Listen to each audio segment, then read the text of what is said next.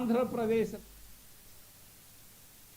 కులాలు మతాలను కించపరిచే విధంగా సోషల్ మీడియాలో పోస్టులు పెడితే కఠిన చర్యలు తీసుకుంటామని రాజోలు సీఐ నరేష్ కుమార్ హెచ్చరించారు. అలాగే రాజకీయ నాయకులను, సినిమా నటులను, దేవుళ్లను కించపరచవద్దని చెప్పారు. వాట్సాప్, ఫేస్బుక్, ఇన్స్టాగ్రామ్, ట్విట్టర్లో వివాదాస్పదమైన పోస్టులు పెట్టవద్దని పేర్కొన్నారు. అందరికీ నమస్కారం అండి.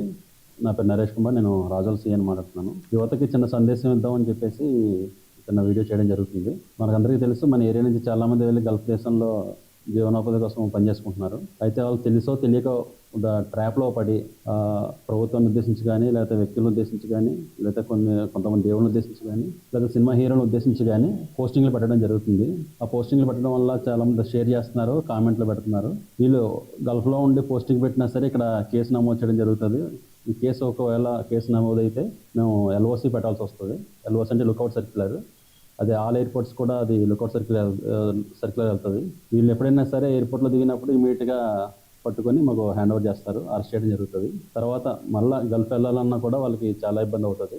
కాబట్టి ఇదంతా దృష్టిలో పెట్టుకొని ఎవరైతే గల్ఫ్లో పని చేసుకుంటూ ఉంటున్నారో ఎవరి ట్రాప్లో పడకుండా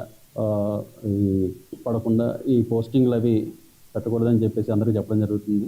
ఈ మధ్య రీసెంట్గా చాలామంది కూడా మేము గల్ఫ్లో ఉన్న వాళ్ళకి ఫోన్ చేసి పోస్టింగ్లు తీయించడం జరిగింది. కానీ ఇంకా చాలామంది పోస్టింగ్లు పెట్టడం జరుగుతుంది. కాబట్టి వాళ్ళందరూ కూడా ఈ వీడియో చూసి అందరూ గ్రహించి ఇటువంటి పోస్టింగ్లకి దూరంగా ఉండాలని చెప్పి నేను కోరుకుంటున్నాను. ఫేస్బుక్ కానీ, ఇన్స్టాగ్రామ్ కానీ, యూట్యూబ్ కానీ, ట్విట్టర్ కానీ దాంట్లో పోస్టింగ్లు పెట్టినా, షేర్ చేసినా, లేకపోతే ఒకటి కామెంట్లు పెట్టినా సరే, రెచ్చగొట్టే విధంగా కామెంట్లు ఉన్నా సరే వాళ్ళందరి మీద కూడా కేసులు నమోదు చేయడం జరుగుతుంది. చట్టపరంగా కఠినమైన శిక్షలు తీసుకోవడం జరుగుతుంది. మేము కూడా గల్ఫ్లో ఉన్నాం కదా, మమ్మల్ని పట్టించుకోరు, మమ్మల్ని పట్టుకోలేరని చెప్పేసి